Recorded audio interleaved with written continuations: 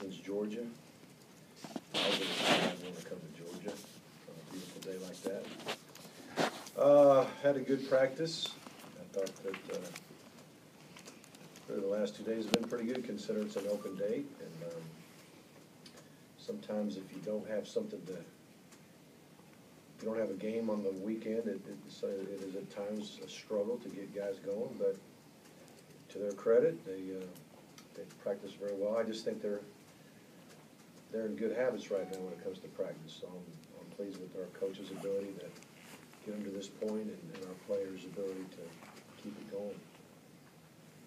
But I'll open up for questions. But you didn't get an email or a call or a text during practice informing you that Todd Gurley's status had changed or anything? No. Since we last week. All I know is what y'all know. That whatever was reported about Todd wanting to get reinstated and us going through the process of getting that done. Coach, what would you say would be the importance of getting this taken care of and him rejoining the team, maybe a time in Florida? Well, it'd be wonderful.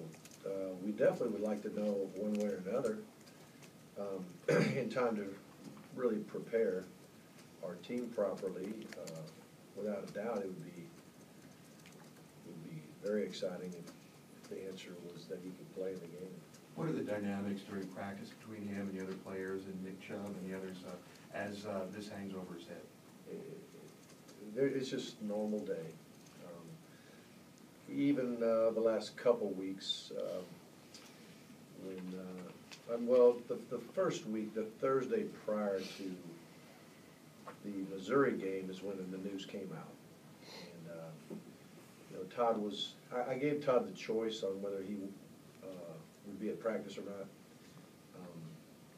At first he wanted to be at practice, wanted to be with his teammates, but after he thought it through, he thought that he could possibly be a distraction to the team and didn't want to be that. And he wanted the coaches to, at least for one practice, try to do whatever we needed to do to get the other guys ready to go, so to speak. So he ended up not going to practice on that Thursday.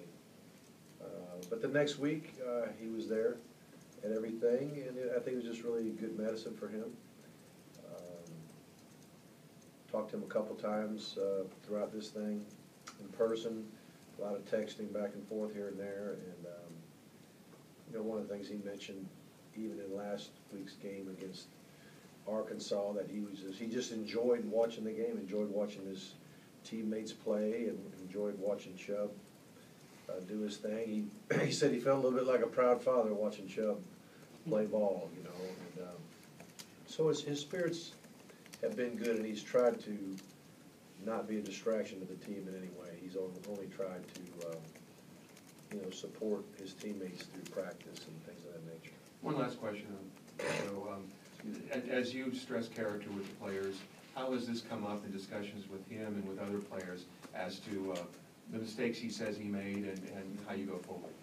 Well, I think we all make mistakes. What I've always asked of our players, if they do make a mistake, to be honest about it and to take their discipline like a man, and then move on in a positive direction, learn from it, and move on in a positive way. And that's, I think that's the approach Todd's taken right now, and many other players over the years. The goal is to not only teach guys to play football, but to educate them, and this is part of the education process. Are you familiar with this proposed legislation to pay players, based on cost of attendance plus an amount for their use of their likeness and signature? Are you aware of that? No, that's the first I've heard of it. I've always heard the cost of attendance thing. Well, I guess it was in place for, a month or so. It was in place for a little while, and then I don't know who backed off, or whether it was the presidents of the NCAA in general. I mean, we are the NCAA, we're all members, and I don't know why it kind of got stopped abruptly, but I do think the cost of attendance would be very helpful. Mark, can you talk a little bit about Christian Payne?